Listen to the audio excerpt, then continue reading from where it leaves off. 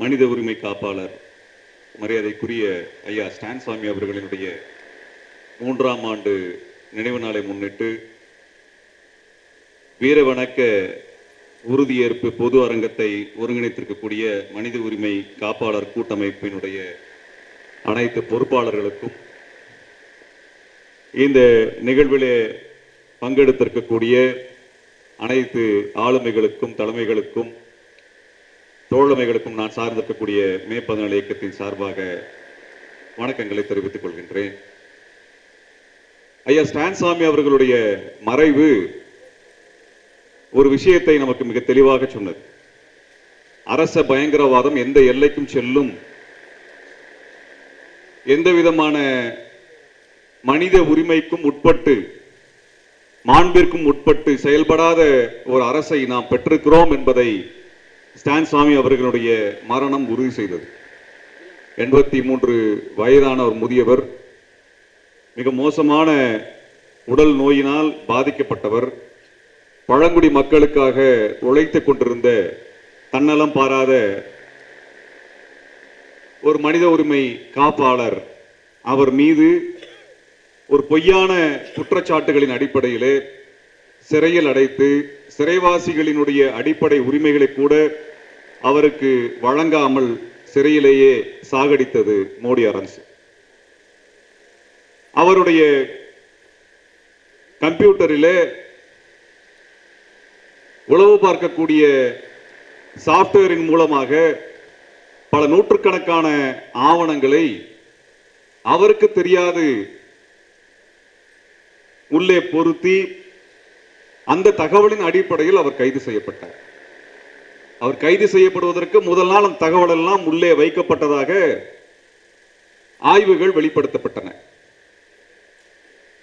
மிகவும் நுணுக்கமான உளவுத்துறைகளால் பயன்படுத்தக்கூடிய அந்த சாப்ட்வேர்களை கொண்டு ஸ்டான்சாமி அவர்களுடைய கம்ப்யூட்டர் ஹேக் செய்யப்பட்டு அவரால் கண்டறியப்படாத ஒரு ஃபோல்டரிலே பல்வேறு தகவல்கள் வைக்கப்பட்டு அந்த தகவல்களின் அடிப்படையில் அவரை கைது செய்கிறோம் என்று சொல்லி உபா சட்டத்தின் கீழ் அவர் கைது செய்யப்பட்டார். அவர் அரசாங்கத்தினுடைய எதிரியாக ஏன் அறியப்பட்டார் என்றால்,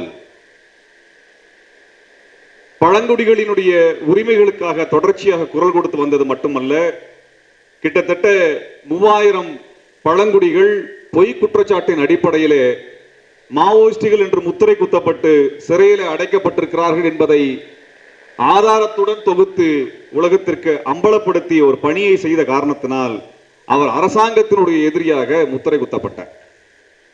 ஆக மனித உரிமை தளத்திலே இந்தியாவினுடைய அரசியல் சாசனத்தை நடைமுறைப்படுத்தக்கூடிய அல்லது அந்த உரிமைகளை பாதுகாக்கக்கூடிய செயல்களிலே ஈடுபடுபவர்களுக்கு எந்த வகையில் வேண்டுமானாலும் நாங்கள் நெருக்கடியை தர முடியும் என்று மோடி சர்க்கார் வெளிப்படுத்திய ஒரு சம்பவம் தான் ஃபாதர் ஸ்டான்சாமியினுடைய மரணம். இன்றைக்கு ஒரு செய்தி வந்திருக்கிறது. காங்கிரஸ் கட்சியினுடைய கேரளா மாநிலத்திலிருந்து தேர்ந்தெடுக்கப்பட்ட பாராளுமன்ற உறுப்பினர் முன்னாள் அமைச்சர் KC வேணுகோபால் அவர்கள் தனது ட்விட்டர் தளத்தில் ஒரு செய்தியை வெளியிட்டிருக்கிறார். அவருடைய மொபைல் போனிலே உளவு செயலியை மோடி சர்க்கார் நுழைப்பதற்கான முயற்சியை அந்த மொபைல் நிறுவனம் கண்டறிந்து எச்சரிக்கை செய்தியை அவருக்கு அனுப்பியிருக்கிறது. அந்த எச்சரிக்கை செய்தியை அவர் ட்விட்டர் தளத்தில் வெளியிட்டு, மோடி அரசாங்கம் இப்படி உளவு பார்க்கக்கூடிய ஒரு கீழ்த்தரமான செயலை தொடர்ச்சியாக செய்கிறது என்று அம்பலப்படுத்தி இருக்கிறார். தமிழ்நாட்டிலும் இது போன்று உளவு செயலியை எல்லாம் மொபைல் போனிலே நிறுவி பொய் தகவல்களை பதிவு செய்வது அல்லது அவர்களை உளவு பார்ப்பது என்றெல்லாம் அவர்கள் செய்திருக்கிறார்கள். இதே போன்ற ஒரு முறைதான் ஸ்டான்சாமிக்கு பயன்படுத்தப்பட்டது. பெகாசஸ் என்று சொல்லப்படுகின்ற மிக மோசமான ஒரு உளவு செயலியை அவர்கள் அனைத்து இடத்திலும் பயன்படுத்தி இருந்தார்கள். என்னுடைய மொபைல் போனில் கூட அந்த பெகாசஸ் சாப்ட்வேர் நிறுவப்பட்டிருந்தது என்கின்ற தகவலை இந்த சர்வதேச ஆய்வு நிறுவனம் வெளிப்படுத்தியது. தமிழ்நாட்டிலே கிட்டத்தட்ட 3 பேரினுடைய மொபைல் போனிலே அந்த உளவு செயலி பொருத்தப்பட்டிருப்பதை கண்டறிந்தார்கள். பொதுவாக இது போன்ற சாப்ட்வேரினுடைய லைசன்ஸ் என்பது சில ஆயிரம் ரூபாய் என்கின்ற அளவில் இருக்கும். ஆனால் பெகாசஸ் என்பது ஒரு மிலிட்டரி கிரேட் சாப்ட்வேர், ஒரு ராணுவம் பயன்படுத்தக்கூடிய உளவு செயலியாக அது இருந்தது. அது ஒவ்வொரு லைசன்ஸிற்கும் அது பல கோடி ரூபாயை கொடுக்க வேண்டிய அளவிலே மிக உயர்ந்த விலை மதிப்பை கொண்டதாக இருந்தது. 1500 கோடி ரூபாயை மோடி அரசு மக்களின் வரிப்பணத்தை நம்ம எல்லாம் உளவு பார்ப்பதற்காக பயன்படுத்தியது. சில ஆயிரம் ரூபாய் இருக்கக்கூடிய மொபைல் போனிலே கோடிக்கணக்கான மதிப்புடைய சாப்ட்வேரை எதற்காக பொருத்துகிறார்கள்? என்னுடைய போனுடைய மொத்த விலையே 10,000 12,000 ரூபாய் இருக்கும். அதுல 1 கோடி ரூபாய்க்கு மதிப்புள்ள ஒரு சாப்ட்வேரை போட்டுதான் உளவு பார்க்கிறான் என்றால் எதற்காக செய்கிறான்? காரணம், பொய் தகவலின் அடிப்படையிலே இங்கே செயல்படக்கூடியவர்களை எல்லாம் முடக்க வேண்டும் என்று நினைக்கிறான். அதாவது ஒருவரை உளவு பார்த்து பின்தொடர்ந்து அவர் மீது பொய் வழக்கை போடுவது என்பது ஒரு வகை. ஆனால் பொய்யான தகவல்களை ஆதாரங்களை உள்ளே நுழைத்து அந்த அடிப்படையில் அவரை குற்றவாளியாக மாற்றுகின்ற வகையை மோடி அரசு தான் செய்ய ஆரம்பித்திருக்கிறது. இது போன்ற ஒரு மோசமான ஒரு நடவடிக்கை இன்றும் நிறுத்தவில்லை என்பதுதான் நமக்கு இருக்கக்கூடிய பெரும் கவலை. இது 2017, 18, 19 காலகட்டங்களிலே இந்த பெகாசஸ் சாப்ட்வேரை பயன்படுத்தினார் என்கின்ற தகவல் 2 ஆண்டுகளுக்கு முன்பு அம்பலமானது. ஆனால் அதற்கு பிறகு அமைதியாக இருப்பார் என்று நான் நம்பினோம். இன்றைக்கு கேசி வேணுகோபால் அவர் சொல்லி இருக்கிறார், என்னுடைய மொபைல் போனிலே இது போன்ற ஒரு செயலியை பொருத்துவதற்காக முயற்சி செய்திருக்கிறார்கள், அதை இந்த நிறுவனம் எனக்கு எச்சரிக்கை செய்தி அனுப்பியிருக்கிறது என்று சொன்னார்கள். நான் மரியாதைக்குரிய தோழர் திருமாவளவன் உள்ளிட்ட இந்த பாராளுமன்ற உறுப்பினர்களுடைய மொபைல் போனை நீங்கள் மீண்டும் ஒரு முறை சரிபார்க்க வேண்டும் என்று நான் வேண்டுகோள் வைக்கின்ற இந்த சமயத்தில் எதை வேண்டுமானாலும் செய்வார்கள், அவர்கள் எதை வேண்டுமானாலும் செய்வார்கள். நரேந்திர மோடியை படுகொலை செய்ய முயற்சி செய்தார் என்று சொல்லி ஒரு ஃபேக் என்கவுண்டரின் மூலமாக, போலி மோதல் கொலையின் மூலமாக அப்பாவிகளை படுகொலை செய்தார்கள். அன்றைக்கு அதற்காக அமித்ஷா மீது வழக்கு பதிவானது. அந்த வழக்கு நீதிமன்றத்திற்கு போனபோது நீதிபதிக்கு என்னவானது என்பது நமக்கு தெரியும். இப்பொழுது அதே போன்ற ஒரு குற்றச்சாட்டில் மோடியை கொலை செய்வதற்கான முயற்சி செய்தார் என்று சொல்லித்தான் இவர்களை எல்லாம் கைது செய்திருக்கிறார்கள். பீமா கோரேகான் வழக்கிலே 16 பேர் சிறையில் இருக்கிறார்கள். இதற்கான ஆதாரங்கள் என்னன்னா, அன்றைக்கு ஆதாரம் இல்லாமல் ஒரு ஃபேக் என்கவுண்டர் பண்ணிட்டோம், இன்னைக்கு ஆதாரத்தை வைத்துக் கொண்டு எதை செய்ய வேண்டும் என்பதற்காக தான் முயற்சி செய்திருக்கிறார்கள். ஆகவே அவர்கள் ஒரு பொய்யான தகவல் நடவடிக்கையை மேற்கொள்வதற்குரிய ஆதாரங்களை முதலில் கட்டமைக்கிறார்கள். அதற்கு பிறகு அவர் தாக்குதலை மேற்கொள்ள ஆரம்பிக்கிறார்கள். முதல்ல ஆதாரங்கள் உள்ள வைக்கிறது வேலையாக இருக்கிறது, அதற்கு பிறகுதான் குற்றம் சாட்டுகிறான், அதற்கு பிறகு சித்திரவதை செய்கிறான், வாய்ப்பு இருந்தால் கொலை செய்து விடுகிறான். ஆக சட்டப்பூர்வமாக கொலை செய்யக்கூடிய ஒரு வழிமுறையை அவன் கண்டறிந்திருக்கிறான். இந்தியாவிலே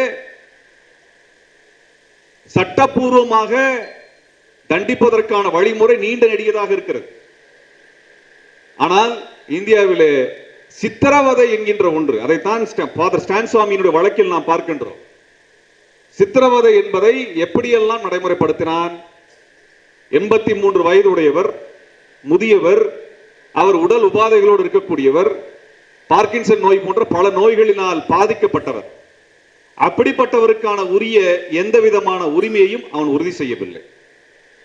அதனுடைய வெளிப்பாடுதான் அவர் கை நடுக்கத்தோடு இருந்தார், அவரால் தண்ணீரை குடிக்க முடியவில்லை, அதற்கு ஒரு ஸ்ட்ரா கேட்கின்றார், அந்த ஸ்ட்ராவை தர முடியாது என்று சொல்கிறார்கள். அது வழக்கு நீதிமன்றத்திற்கு போகிறது, நீதிமன்றத்தில் இழுத்தடிக்கப்பட்டுக் கொண்டே அவர் கடைசியில் இறந்து போகிறார். ஒரு தண்ணீரை கூட தன்னால் குடிக்க முடியாத நிலையில் இருக்கக்கூடிய ஒரு நபர் பிரதமரை கொலை செய்ய முயற்சி செய்தார் என்ற குற்றச்சாட்டை முன்வைத்து கைது செய்து சிறையில வைத்து சிறையில இறந்து போகக்கூடிய அளவுக்கு சித்திரவதை செய்யப்படுகிறார் என்றால் நாம் எவ்வளவு மோசமான ஒரு சூழலில் வாழ்ந்து கொண்டிருக்கிறோம் என்பதை உணர்த்துவதுதான் ஃபாதர் ஸ்டான் சுவாமியினுடைய மரணம். இங்கே சித்திரவதையை தடுப்பதற்கான வழிமுறை என்னவாக இருக்கிறது? இங்கே ஹென்றி டிஃபேன் அவர்கள் மனித உரிமை காப்பாளர்களை பாதுகாப்பதற்கான ஒரு சிறப்பு சட்டத்துக்கான முன்வரைவை முன்வைத்தார்கள். இங்க இருக்கக்கூடிய மனித உரிமை காப்பாளர்களை எல்லாம் எப்படி காப்பது? மனித உரிமையை காப்பது ஒரு வேலை, அதை காக்கக்கூடிய காப்பாளர்களை காப்பது அடுத்த வேலையாக இப்ப அதுக்கு ஒரு சட்டம் கொண்டு வர வேண்டிய நிலைமை இருக்கிறது. இப்ப மனித உரிமை காப்பாளருங்கிறது யாருன்னா, ஏற்கனவே இருக்கக்கூடிய அடிப்படை உரிமை சட்டங்களை நடைமுறைப்படுத்துக என்று கேள்வி கேட்கக்கூடியவர்கள் மனித உரிமை செயல்பாட்டாளர் இருக்கிறாங்க. ஆனா அந்த மனித உரிமை செயல்பாட்டாளரை பாதுகாப்பதற்கு ஒரு சட்டத்தை கொண்டு வரக்கூடிய நிலைமையில் தான் இன்றைக்கு இந்தியா இருக்கிறது.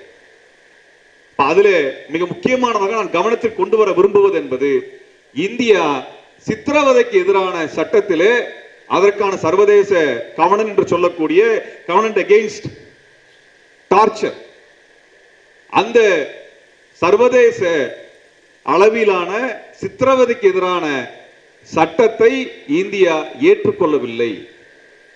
இத்தனை ஆண்டு காலமாக 1979 ஆரம்பித்து இன்று வரை சித்திரவதை ஒரு குற்றம் என்று இந்திய அரசு சட்டப்பூர்வமாக அதை தடுக்கக்கூடிய எந்த சட்டத்தையும் இந்திய அரசு நிறைவேற்றவில்லை.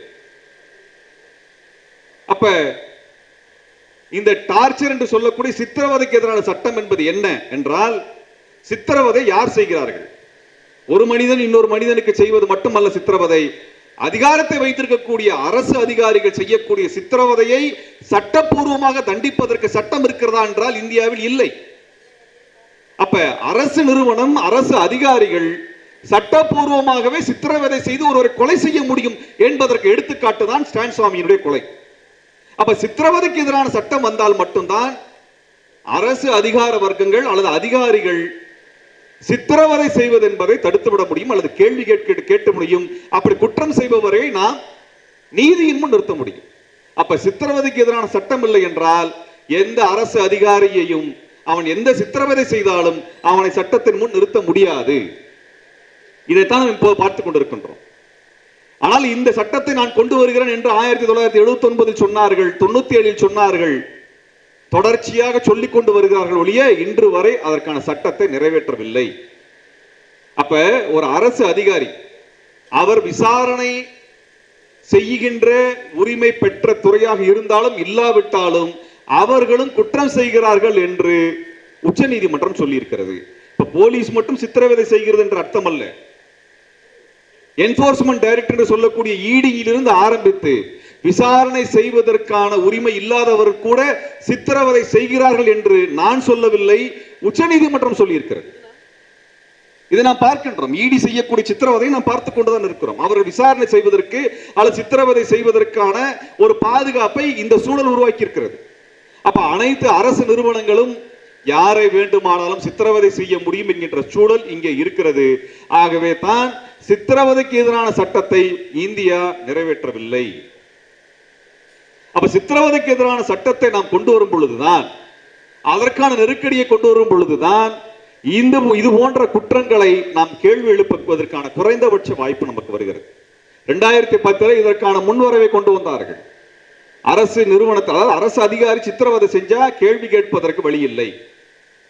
இந்தியாவினுடைய மனித உரிமை கமிஷன் NHRC தொடர்ச்சியாக இது போன்ற இந்த சித்திரவதைக்கு எதிரான சட்டத்தை இந்தியாவிற்குள் நடைமுறைப்படுத்துவதற்கு, ராட்டிஃபை பண்ணுவதற்கு அல்லது சட்டத்தை இயற்றுவதற்கான அழுத்தத்தை தராமல் தள்ளி போய்கொண்டு தன்னால் இயன்ற அளவுக்கு தடுக்கின்ற வேலை செய்து கொண்டே வருகிறார்கள். கடைசியில் என்ன ஆச்சுனால், ஐநாவினுடைய மனித உரிமை கமிஷன்ல இந்தியாவினுடைய மனித உரிமை கமிஷனுக்கு வாக்களிக்கக்கூடிய உரிமை இல்லை என்று அதை தகுதி நீக்கம் செய்து விட்டார்கள்.